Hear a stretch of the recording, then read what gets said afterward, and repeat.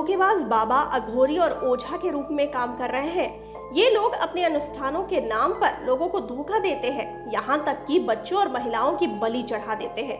एक बार तो एक व्यक्ति ने काले जादू के नाम पर 2 महीने के बच्चे को अपंग कर मार डाला था। विधानसभा के 3 दिवसीय सत्र के दौरान गुजरात मानव बलि और अन्य अमानवीय दुष्ट और अघोरी प्रथाओं और काला जादू की रोकथाम और उन्मूलन विधेयक 2024 को भी हाल ही में पेश किया गया था।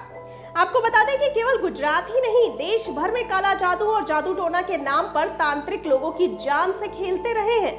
राष्ट्रीय क्राइम रिकॉर्ड ब्यूरो यानी एनसीआरबी की एक रिपोर्ट के मुताबिक साल 2021 में देश भर में काला जादू की वजह से 68 लोगों की जान चली गई थी। इसके बावजूद देश में इसके खिलाफ कोई केंद्रीय कानून नहीं है। हालांकि इससे निपटने के लिए राज्यों ने अलग अलग कानून बना रखे हैं। इस कड़ी में अब गुजरात में भी कानून बनने जा रहा है। आइए जानते हैं कि कहां सबसे पहले बना था कानून। तो आपको बता दें कि देश का पहला राज्य बिहार है, जहां काला जादू टोना के खिलाफ सबसे पहले कानून बनाया गया था। यहां इस प्रथा के नाम पर लोगों की जान से खिलवाड़ करने वालों के खिलाफ साल 1999 से कानून है। बिहार में ये कानून काला जादू, जादू टोना और डायन प्रथा पर रोक लगाता है। ऐसा ही एक कानून झारखंड में भी है।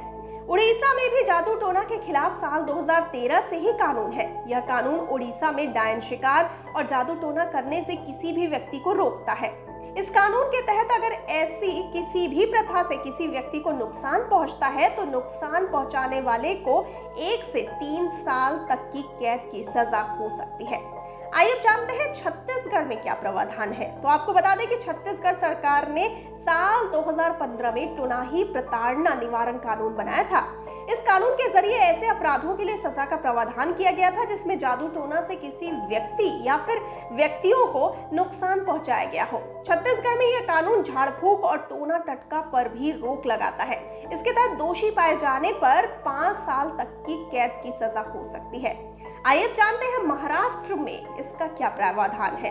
महाराष्ट्र में भी साल 2013 से ही काला जादू को लेकर कानून है। महाराष्ट्र का कानून काला जादू, जादू टोना, मानव बलि और बीमारियों के इलाज के नाम पर तंत्र मंत्र पर रोक लगाता है। ऐसे करने वालों या लोगों के अंधविश्वास का फायदा उठाने वालों को इसके तहत सजा का प्रावधान किया गया है। महाराष्ट्र में इस कानून के तहत 6 महीने से लेकर 7 साल तक की सजा हो सकती है। इसके तहत 50,000 रुपए तक का जुर्माना भी दोषी पर लगाया जा सकता है। आइए जानते हैं बाकी राज्यों में क्या है हाल।